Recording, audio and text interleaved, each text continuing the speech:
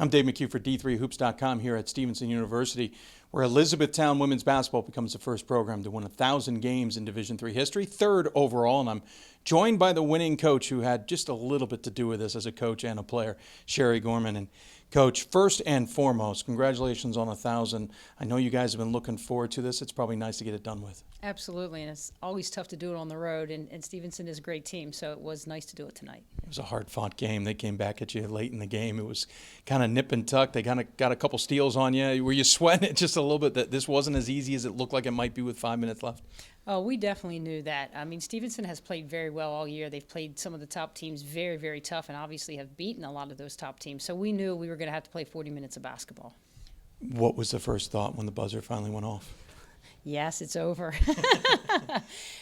Games like that where you have to play 40 minutes and they're so aggressive and, we weren't shooting super well from the free throw line and so you're just kind of waiting for that clock to end, but yet you also can't play not to lose. So we wanted to be aggressive. We wanted to keep moving the ball forward, but it is really nice when that buzzer sounds.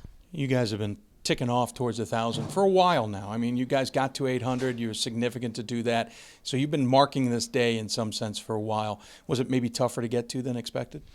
Well, that would be a better question for Coach Kaufman because she's so much more a part of the wins that are here. I mean, I just got a chance to step in these 2 years and get us a little closer to where we were. But she probably is the one who has had that milestone set out there for a while. Yeah, she certainly indicated that. You were part of the program that got to 3 championship games as a player, won a championship, 105 wins for you as a player. And, of course, now you're coaching your alma mater. We've talked about it before. It's significant to not only coach your alma mater, but stay part of the program. But now to help mark that history's got to be a nice token for you.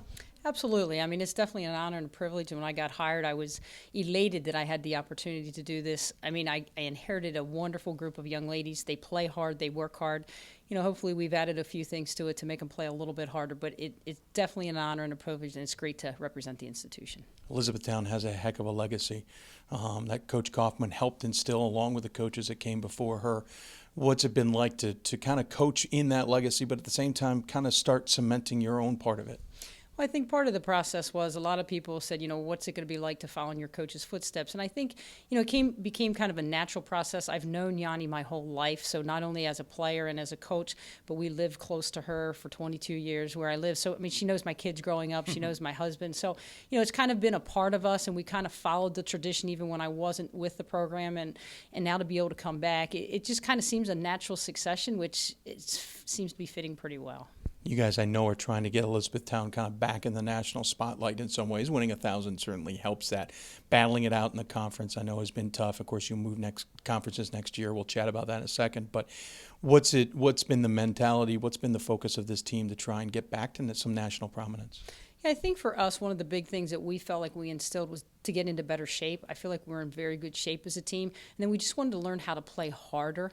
My MO of where I come from is a defensive mentality, and we really wanted to make sure that defensively that we were stellar, and I feel like we've done that. I mean, we're kind of average. I think our opponents are averaging about 53 points, 54 points a game, and, we're averaging close to 70, so that spread is very nice, and I think we've been able to do some things offensively that have helped, but we will always have our pillar on defense and make it difficult for you to do what you want to do. And, of course, you guys do leave the MAC Commonwealth this year. You go to the Landmark next year, changing it up a little bit, but the competition's still going to be tough. Catholic, Moravian, Scranton, like you can who's who list almost, kind of what you're leaving as well. So in some senses, does it feel like you're moving because competition will still be tough, or are you guys going to miss this conference? Well, I think we'll always miss this conference just because there's a lot of rivalries here that we really appreciate.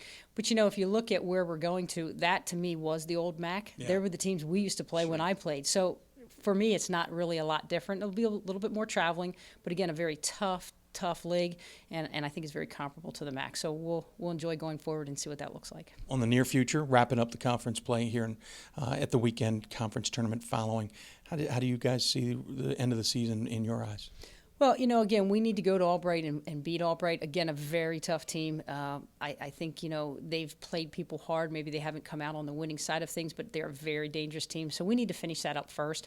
It'd be really nice. We've got a couple injuries. It would be real nice to get one of our players back, and we're hoping that may happen next week. So, we'll finish it out. Then we'll start focusing towards the playoffs. And of course, again, 105 wins as a player. Now you've coached some as well and gotten those wins under your belt for this 1,000. What does this mean for the school? What does this mean for maybe the community as well?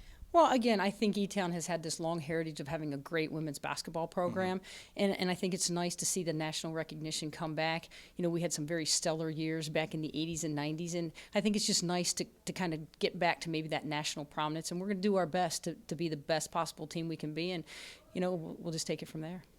Sherri Gorman, of course, joining me here. And as always, I do at least on Hoopsville, and so we'll do this here, even though it may not be perfect for it. I always give the guests the final word. Any final thoughts you want to tell those who may be watching? No, I just, support women's basketball. It's a great sport, and we're happy and proud to be here. Well, thank you so much. Coach Sherri Gorman from Elizabethtown. Again, team wins its 1,000th in program history. That's the first time a Division III team has done that, joining the ranks of La Tech and Tennessee in the Division I ranks as well. For Coach and others, thanks for watching. I'm Dave McHugh for D3Hoops.com.